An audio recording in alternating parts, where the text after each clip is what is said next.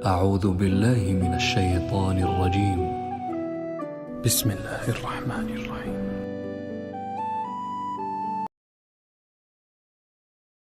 آپ کو معلوم ہے کہ عبارت میں سطور ہوتی ہے اور ایک درمیان میں ہوتا ہے، ان کے کچھ لکھا ہوا نہیں ہوتا. You have to read between the lines.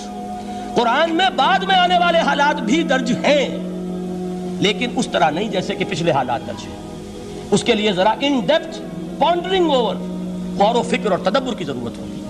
وَحُكْمُ مَا بَيْنَكُمْ، اور جتنے اختلافات تمہارے اندر پیدا ہوں گے تا قیام قیامت، ان سب کا فیصلہ بھی اس کتاب میں موجود ہے. وَهُوَ حَبْلُ اللَّهِ الْمَتِينُ وَهُوَ الذِّكْرُ الْحَكِيمُ، یہی تو ہے. وَهُوَ الصِّرَاطُ الْمُسْتَقِيمُ، سیدھا راستہ اور کون سا؟ یہی قرآن تو ہے. ہر رکعت میں کہتے ہو اهْدِنَا الصِّرَاطَ الْمُسْتَقِيمُ، اور قرآن دیا ہوا ہے اس پر غور نہیں کرتے. عجیب تماشا ہے ہمارا.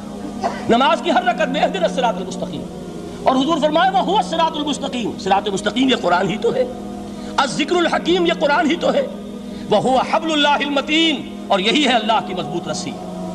آپ نے قاری صاحب سے وہ آیات سنی سورہ آل عمران کی، وَاعْتَصِمُوا بِحَبْلِ اللَّهِ جَمِيعًا وَلَا تَفَرَّقُوا، اللہ کی رسی کو مضبوطی سے مل جل کر تھامو اور تفرقے میں مبتلا نہ ہو. تفرقہ ہوگا تو کیا ہوگا؟ تمہاری ہوا اکھڑ جائے گی.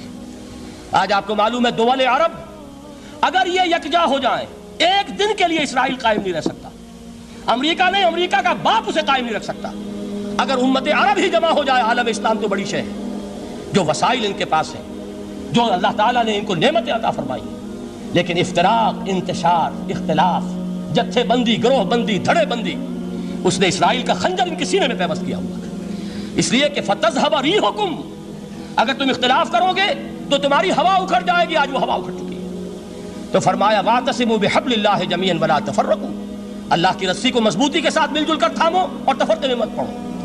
السلام علیکم ناظرین، ڈاکٹر اسغر احمد کے مزید بیان سننے کے لیے ہمارے یوٹیوب چینل کو سبسکرائب کریں، لائک کریں اور بیل آئکن پریس کریں. حضور فرما رہے ہیں وہ اللہ کی رسی کون سی؟ هو حبل اللہ المتین، یہی قرآن ہے اللہ کی مضبوط رسی. علامہ اقبال نے کیا خوب کہا ہے.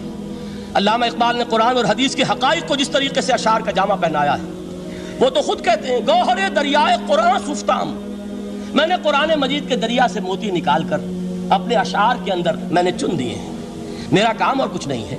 موتی کوئی بھی غواص پیدا نہیں کرتا، دریا کی گہرائی سے نکال لاتا ہے. یہ میری حکمت نہیں ہے جو میرے اشعار میں ہے، یہ میں نے قرآن مجید کے دریا میں غوطہ زنی کر کے اس سے یہ موتی نکالے. گوہر دریائے قرآن سفتام. اب دیکھیے اسی حدیث کے اس ٹکڑے کو کیسے شعر میں لائے ہیں. از یک آئینی مسلمان زندہ است، پیکرے ملت ز قرآن زندہ ہست. مسلمان کی زندگی تو ایک آئین کے بدولت ہے. یہ آئین قرآن جو کہا تھا کبھی قائد اعظم مرحوم نے، جب پوچھا گیا تھا کہ آپ کے پاکستان کا دستور کیا ہوگا، کیا فرمایا تھا؟ یاد کیجئے کہ ہمیں کسی نئے دستور کی ضرورت نہیں، ہمارا دستور 1400 برس پہلے طے ہو چکا ہے. یہ ہماری بدقسمتی ہے. جو کچھ کہا تھا قائد اعظم نے کہ God has given us a golden opportunity to prove our worth as architects of a new state, and let it not be said that we didn't prove equal to the task. میں معذرت کے ساتھ عرض کروں گا حضرت کہ واقعہ یہ ہے کہ ہم اس کے ایکول ٹو دی ٹاسک ثابت نہیں ہوئے. قائد اعظم کا دیا ہوا پاکستان آج دنیا میں موجود نہیں ہے. اس کا ایک حصہ اپنے نام سے دستبردار ہو کر بنگلہ دیش بن چکا ہے. اس نے اپنی تاریخ کو خیر بات کہہ دیا ہے. حالانکہ مسلم لیگ کی جنم بھومی ڈھاکہ ہے. 1906 میں ڈھاکہ میں مسلم لیگ نے جنم لیا تھا. اور اگر وہ صرف ہم سے علیحدہ ہوتا یا گہرا صدمہ ہوتا، لیکن یہ کہ اس نے جب نام بدلا ہے، در حقیقت اس نے اپنے تاریخ سے، اپنے پس منظر سے استعفیٰ دیا. یہ ہمارا دوہرا ہمارے لیے صدمے کی بات ہے. کیا 2 یمن موجود نہیں ہیں؟ ان میں سے کوئی ایک بھی اپنا نام چھوڑنے کو تیار ہوگا؟ کیا 2 جرمنی دنیا میں موجود نہیں ہیں؟ کوئی ایک بھی ان میں سے اپنا نام چھوڑے گا؟ کیا 2 کوریا نہیں ہیں؟ 2 ویتنام نہیں ہیں؟ تو کیا 2 پاکستان نہیں ہو سکتے تھے؟ ہو سکتے تھے. میں یہ کہا کرتا ہوں کہ یہ گہرا صدمہ ہے علیحدگی، اور دوہرا صدمہ ہے، اور اس سے کہیں زیادہ بڑا کہ انہوں نے اپنا نام بدل دیا، اپنی آئیڈینٹی چینج کر دی.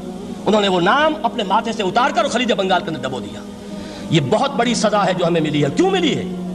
کہ ہم نے 25 برس تک اس قائد جس کو کہا تھا کہ وہ ہمارا آئین ہے، اس کو آئین نہیں بنایا. ہم نے دنیا کے سامنے جھولیاں پساری، ہم نے طرح طرح کے نظاموں کو آزمایا، لیکن اس قرآن کی طرف پیش قدمی نہیں کی. اللہ تعالیٰ ڈھیل دیتا ہے لیکن سزا بھی بہت سخت ہوتی ہے. ان بطش ربک لشدید، وہ ہم پر کوڑا برسا ہے. تاریخ انسانی کی عظیم ترین شکستوں میں سے ایک شکست ہے کہ جو ہمارے ماتھے پر کلنک کے ٹیکے کی طرح موجود ہے. اللہ کرے کہ آئندہ یہ تاریخ اپنے آپ کو نہ دہرائے. لیکن میں عرض کر دیتا ہوں آپ سے، جو ہمارے لچھن ہیں، جو ہمارا طرز عمل ہے، جو ہمارے لیل و نہار ہیں، جو ہمارا انداز ہے، اللہ کے دین کا استہزاء اور تمسخر، جس طرح اللہ کے ساتھ مذاق ہم کر رہے ہیں، اس کا شاید اس سے بھی کہیں زیادہ برا نتیجہ نکلے۔ اللہ مجھے اور آپ کو اور ارض مقدس پاکستان کو اس انجام سے بچائے، لیکن اس کے لیے کام کرنا ہوگا۔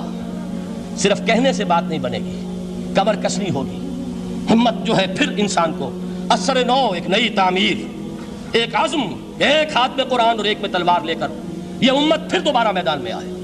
بہرحال عرض یہ کرنا تھا، اقبال کہتا ہے از یک آئینی مسلمان زندہ است، پے کرے ملت سے قرآن زندہ است، ماں ہما خاک و دل آگاہ اوست، اعتصامش کن کہ حبل اللہ اوست۔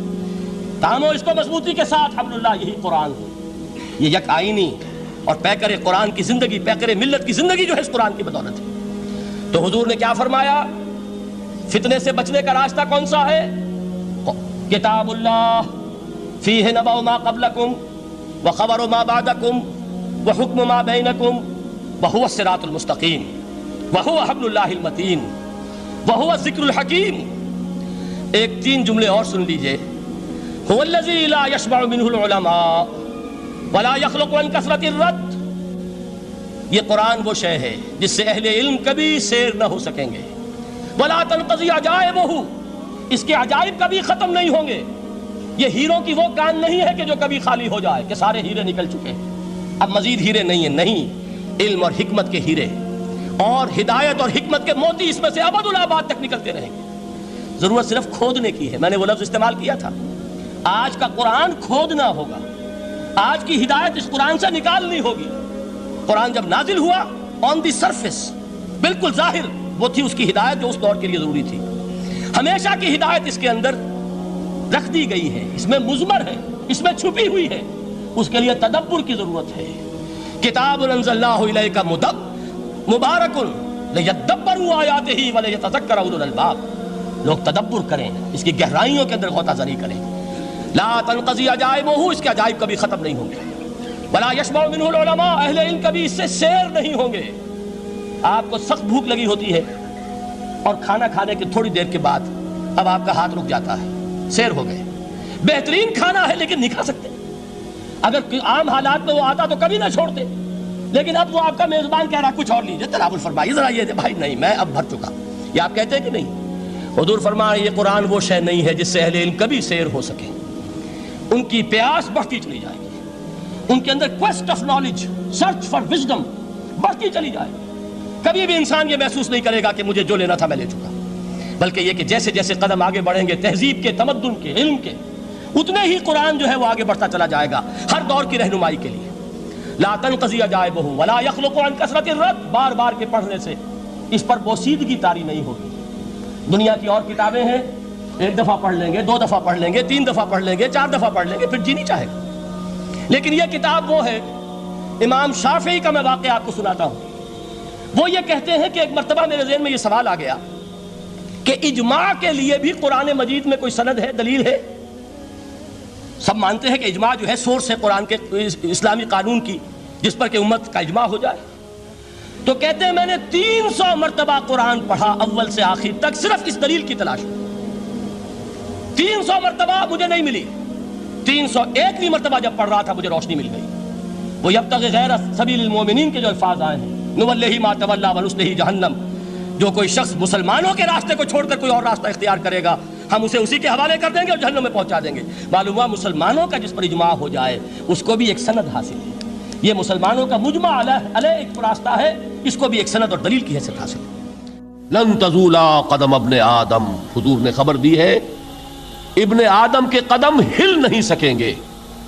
جیسے مجرم کھڑا ہوتا ہے کٹہرے کے اندر، اس کٹہرے میں سے ہل نہیں سکو گے، حتی یسأل عن خمس، جب تک کہ 5 چیزوں کا حساب نہ لے لیا جائے۔ وہ 5 چیزیں کیا ہیں؟ کان کھول کر سنیے۔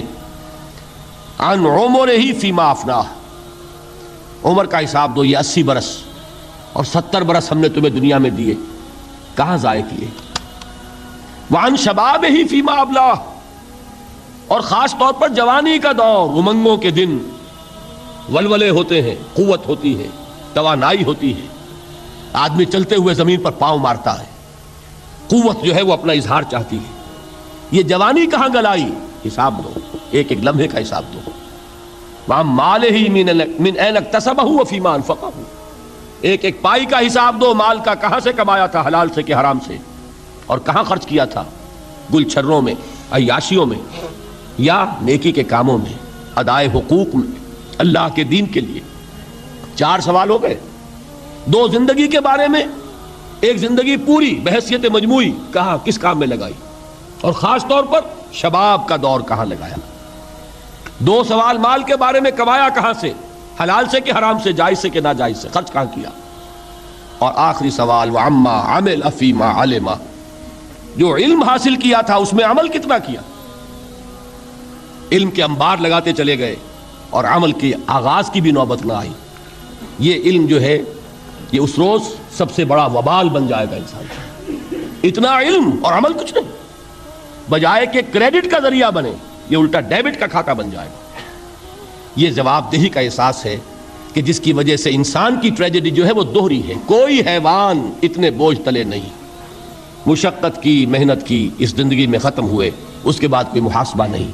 اس کو بھی غالب نے خوب کہا ہے کہ اب تو گھبرا کے یہ کہتے ہیں کہ مر جائیں گے، اور مر کے بھی چین نہ پایا تو کدھر جائیں گے. یہ ہے وہ ہیومن ٹریجڈی.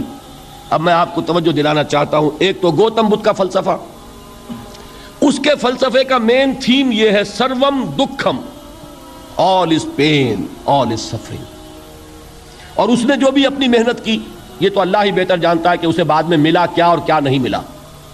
ایک بات آپ سے عرض کر دوں گوتم بدھ کے بارے میں.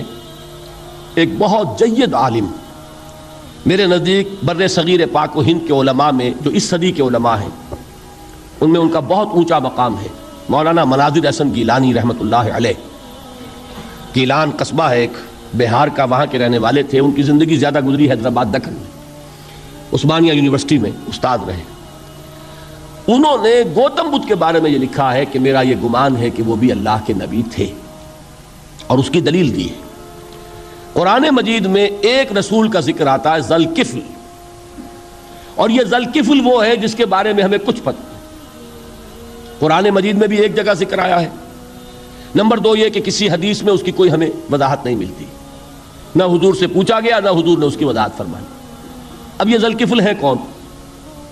تورات میں جو نبیوں کے نام آتے ہیں ان میں سے کسی نبی کا نام ذوالکفل کے آس پاس نہیں بنتا کہ یہ سمجھا جائے کہ یہ اس نام کی بگڑی ہوئی یا بدلی ہوئی شکل بن گئی ہے.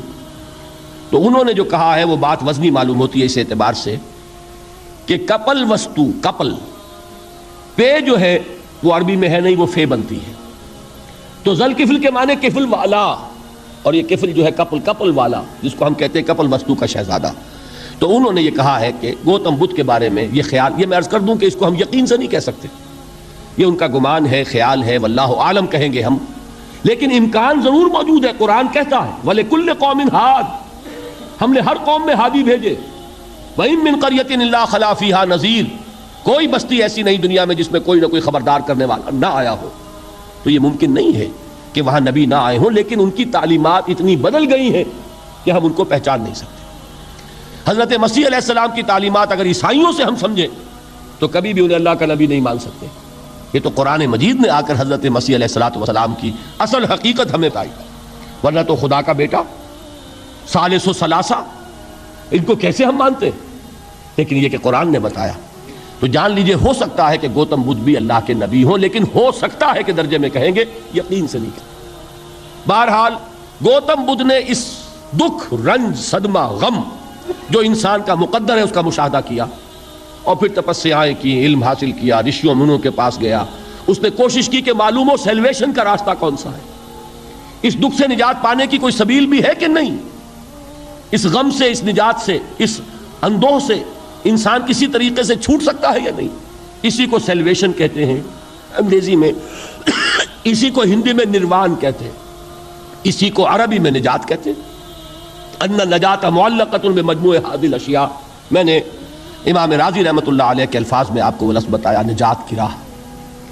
اچھا، جدید فلسفوں میں جن حضرات کو دلچسپی کی بات ہے انہی کے بارے میں یہ عرض کر رہا ہوں. جدید فلسفوں میں بھی ایک فلسفہ ہے وجودیت، ایگزسٹانشلزم. آپ نے نام سنا ہوگا سارترے، یہ فرینچ فلسفر اور اس وقت دنیا میں جو نوجوان نسل ہے وہ بہت زیادہ متاثر ہوئی ہے سارترے کے فلسفے سے.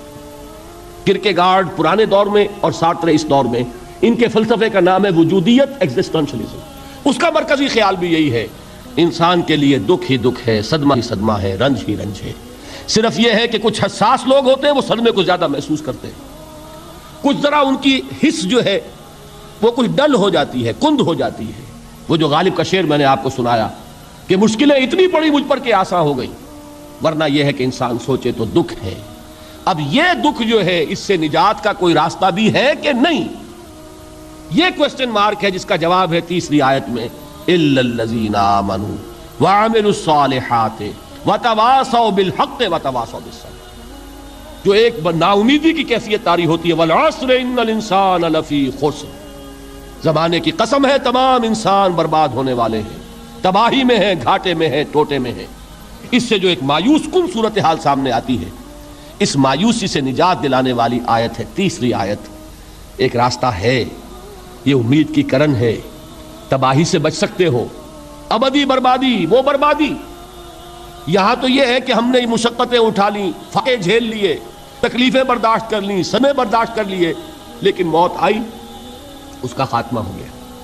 لیکن اس کے بعد اگر خدا نہ خواستہ جہنم میں جھونک دیے گئے، وہ ابد الآباد تک کی، وہ ہمیشہ ہمیشہ کی جلن. قرآن کہتا ہے کہ اگر ایک کھال جل جائے گی، جھلس جائے گی، اللہ اور کھال دے دے گا.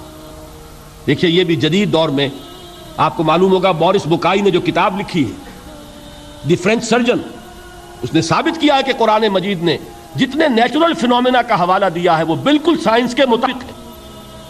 آج ہمیں یہ معلوم ہے کہ حس جو ہے وہ صرف کھال میں ہوتی ہے، کھال حساس ہوتی ہے، کھال اتر جائے نیچے جو ہے گوشت جلے گا، آپ کو تکلیف نہیں ہوگی. معلوم قرآن نے کہا ہے کہ جب کھالیں ان کی جھلس جائیں گی ہم نئی کھال دے دیں گے، تاکہ وہ سوزش جو ہے، وہ جلن کا احساس برقرار ہے، وہ ختم ہونے نہ پائے. حالانکہ اس کی ضرورت نہیں ہے، اگر اندر کا گوشت بھی حس والا ہوتا تو پھر کھال دوبارہ عطا کرنے کی ضرورت نہیں ہے. گوشت جلے گا، اس سے بھی جلن کا اور سوزش کا احساس ہو جائے گا. لیکن قرآن کہتا ہے کہ نہیں، کلما نضجت جلودہم بدلنا لہم جلودا غیرہا، جب ان کی کھالیں جھلس جائیں گی، جل جائیں گی، ہم ان کی کھالیں بدل دیں گے تاکہ وہ سوزش برقرار رہے. ثم لا يموت فیہا ولا یحیا، پھر نہ وہ اس میں جی سکے گا نہ مر سکے گا، نہ زندوں میں ہوگا نہ مردوں میں ہوگا. موت کو پکارے گا، کاش کہ موت آ جائے جو مجھے اس مشقت سے اور مشکل سے چھٹکارا دلا دے. وہ موت جس سے اس وقت ہم بھاگتے ہیں، اگر خدا نہ خواستہ اس جہنم میں جھونکے گئے تو پھر موت کو پکاریں گے اور موت نہیں آئے گی. اس عذاب سے، اس ابدی ناکامی سے، اس خسران سے، اس ابدی ہلاکت سے بچنے کا کوئی راستہ ہے؟ وہ جو میدان حشر میں پکاریں گے لوگ، این المفر، کوئی جائے فرار ہے، کوئی جائے پناہ ہے؟ وہ جائے فرار، وہ جائے پناہ اس دنیا میں اللہ نے ہمیں عطا فرمائی، اسی کا نام صراط مستقیم ہے. الا الذین آمنوا وعملوا الصالحات وتواصوا بالحق وتواصوا بالصبر. ایک راستہ ہے. لیکن اس کے علاوہ معین شخص ہوگا دجال. یہ معین شخص جو دجال ہوگا، اس کے بارے میں بھی ایک تو بالکل متفق علیہ چیزیں ہیں. نمبر ایک کہ وہ شخص ہے، قطعی ہے، یقینی ہے، اس کا حلیہ بھی حضور صلی اللہ علیہ وسلم نے احادیث کے اندر بیان کیا ہے. دوسری بات یہ کہ اس کے ہاتھ میں قوانین قدرت، گویا کہ تسخیر کائنات، گویا کہ نقطہ عروج کو پہنچ چکی ہے. تمام اختیارات الہی تقریباً اس کے ہاتھ میں آ چکے ہوں. جو بڑے سے بڑے معجزے اللہ تعالیٰ نے نبیوں کو دیے ہیں وہ معجزے کر کے دکھائے گا. وہ مردہ کو زندہ کرے گا، مردہ لوگوں کی افواہوں کو لے کر آئے گا، ان کی روحوں کو، اگرچہ جھوٹی روحیں ہوں گی، وہ شیاطین جن ہوں گے جو ان کا بھیس بدل کر آئیں گے، لیکن یہ کہ وہ لوگوں سے کلام کریں گے. یہ اسپرچولیزم جو اپنی انتہا کو پہنچا ہوا ہے یورپ میں اور مغرب میں، یہ در حقیقت اسی کا ایک مظہر ہے. وہ کھلے بیابان کو کہے گا، جہاں بالکل جنگل جو ہے وہ صحرا تھا، وہ لوگ گلزار کر دے گا جب چاہے گا، جب چاہے گا، جہاں چاہے گا بارش برسائے گا. فاصلہ اس کے لیے بے معنی ہوگا. اس کی سواری وہ ہوگی کہ جس کے دونوں کانوں کے درمیان فاصلہ 80 ہاتھ کا ہوگا. یہ سارے جو آج آپ کی اس ٹیکنالوجی کی جو انتہا جا رہی ہے اور جدھر جا رہی ہے، اس کو اچھی طرح سمجھ لیجیے. آج سے 100 سال پہلے شاید انسان ان چیزوں کا تصور نہ کر سکتا. وہ کوئی سواری ایسی بھی ہو سکتی ہے جس کے دو کانوں کے درمیان کا فاصلہ جو ہے وہ 80 ہاتھ کا ہو. آپ کے یہ سارے جیٹس جو ہیں وہ کیا ہیں؟ ان کے رڈارز جو لگے ہوئے ہیں دونوں کان ہیں ان کے. اس کا ایک قدم اگر مدینے میں ہوگا تو دوسرا بیت المقدس میں ہوگا. اس کی آواز پوری دنیا میں سنی جائے گی. سنی جا رہی ہے کہ نہیں؟ یہ ساری قدرت، ساری قوتیں، تسخیر کائنات کلیتاً ایک آدمی کو چیر کر 2 ٹکڑے کرے گا، دونوں ٹکڑوں کو علیحدہ کرے گا، ان کے درمیان چلے گا اور پھر ان دونوں کو جوڑے گا اور کھڑا کر دے گا. احادیث میں ساری موجود ہے. سرجری جدھر جا رہی ہے وہ جب نہیں کہ وہاں تک آدمی پہنچ جائے. فریز کر کے تو یہ معاملہ ہو ہی سکتا ہے، لیکن یہ کہ ابھی اگلا اور قدم کیا ہوگا کچھ نہیں کہہ سکتے. یہ چیزیں تو ہیں متفق علیہ. البتہ کچھ معاملات کے اندر احادیث میں کچھ اختلاف پایا جاتا ہے اور یہ مشکلات الحدیث میں سے. اور میں بھی چونکہ اس مسئلے میں اب تک بھی اسی درجے میں، ابھی قطعیت کے ساتھ میں کوئی بات نہیں کہہ پا رہا ہوں، لیکن اب چونکہ گمان غالب کے درجے میں ایک رائے تک پہنچ چکا ہوں، اس لیے میں نے آج اس بات کو آپ تک پہنچانے کے لیے یہ عنوان اختیار کیا. اس لیے کہ حدیث میں جو آتی ہے تفاصیل اس سے معلوم ہوتا ہے کہ یہ دجال 2 دلیل کرے گا. یا تو وہ 2 دلیل کرنے والے 2 دجال علیحدہ ہیں، یا یہ دونوں دلیل کرنے والا شخص ایک ہی ہے. بس یہ مسئلہ ہے کہ جو آج تک مجھ سے حل نہیں ہوا تھا، اب تک کہنا چاہیے آج تک نہیں. اور یہ اس میں علماء سے بھی گفتگو ہوئی ہے، اور جن لوگوں نے اس مفہوم موضوعات پر اپنا وقت لگایا ہے ان سے بھی گفتگویں ہوئی ہیں، تو وہ بھی اس مسئلے کو حل کرنے سے تاحال قاصر رہے. لیکن یہ کہ اب میری رائے یہ ہے کہ یہ 2 شخص ہیں علیحدہ علیحدہ، واللہ عالم. لیکن ایک رائے تک میں پہنچ چکا ہوں، اس لیے وہ رائے آپ کے سامنے رکھ رہا ہوں، اور آپ کے ذریعے سے وہ آگے بھی پھیلے گی تو اہل علم کے ساتھ جو ہے اس معاملے کے اندر تبادلہ خیالات کی بھی نوبت آئے گی انشاءاللہ. لیکن یہ کہ اس میں یہ بات قطعی اور یقینی ہے کہ اس طرح کا ایک شخص پیدا ہوگا. البتہ یہ کہ آیا وہ 2 ہوں گے 2 مختلف اوقات میں، یا ایک ہی ہوگا ایک ہی وقت میں، صرف اس میں اختلاف. میرے نزدیک وہ 2 ہوں گے. ایک وہ شخص جو جھوٹا مسیح ہونے کا دعویٰ کرے گا، المسیح الدجال. جیسے حضور نے فرمایا میری امت میں 30 دجال اٹھیں گے جو نبی کا دعویٰ کریں گے، جن میں سے 5-6 تو حضور کے اپنے زمانے میں اور آپ سے متصل کھڑے ہوئے تھے. بعد میں محمد علی باب ہو، بہاء اللہ ہو، قادیانی اور کہاں کون اٹھے ہوں گے واللہ عالم. کسی طریقے سے ایک شخص مسیح ہونے کا دعویٰ کر کے کھڑا ہوگا، یہودی ہوگا. یہ ہے اصل میں وہ شے. اور اس میں جو ان دونوں شخصیتوں کے مابین اگر کوئی ذرا سا اگر ابہام رہا ہے تو میں ایک حدیث بھی نوٹ کر کے لایا تھا، حضرت عبادہ ابن صامت رضی اللہ تعالی عنہ سے ہے، عن رسول اللہ ہے، انی حدثتکم عن الدجال حتی خشیت اللہ تاقلوا. میں نے تمہیں دجال کے بارے میں بہت سی باتیں بتائی ہیں تو مجھے یہ گمان ہوا کہ شاید تم اسے سمجھ نہ پاؤ. یہ اندیشہ خود حضور صلی اللہ علیہ وسلم کو ہوا ہے اور یہ سنن ابی داؤد کی روایت ہے. بہرحال میں جو کچھ عرض کر رہا ہوں کہ میں اس رائے تک پہنچاؤں کہ یہ 2 علیحدہ شخصیتیں ہیں. ایک تو یہ ہے کہ ایک مسیح الدجال کھڑا ہوگا یہ ایک دعویٰ کر کے کہ میں مسیح ہوں، کیونکہ اس کا زمانہ بالکل قریب آ چکا، اس لیے میں آپ کو اس کے بارے میں خبردار کر رہا ہوں. دوسرا جو مسیح جس کی شخصیت مسیح دجال کی آتی ہے، دجال اکبر، میں صرف اشارہ کروں گا، پھر کبھی انشاءاللہ اس موضوع پر تفصیل سے گفتگو ہوگی. وہ میرے نزدیک بالکل قریب قیامت کی ایک علامت ہے. جو خدائی کا دعویٰ کرے وہ جھوٹا خدا ہوگا، یہ جھوٹا مسیح ہوگا. المسیح الدجال، الدجال الاکبر وہ ہوگا کہ جو قیامت کے بالکل قریب کی 3 نشانیاں ہیں، جبکہ وہ آ جائیں گی تو حدیث میں آتا ہے کہ اس کے بعد کسی شخص کے ایمان لانے کا، توبہ کرنے کا فائدہ نہیں ہوگا. ویسے تو علامات قیامت جو ہے ان میں سب سے پہلی میں نے بتایا تھا حضور کی بعثت خود علامات میں سے. اس کے بعد 10 علامتیں حضور نے گنوائی ہیں اور وہ تدریجاً پوری ہوتی چلی جائیں گی. آخری علامات کے لیے حدیث سن لیجیے، عن ابی ہریرہ رضی اللہ تعالی عنہ قال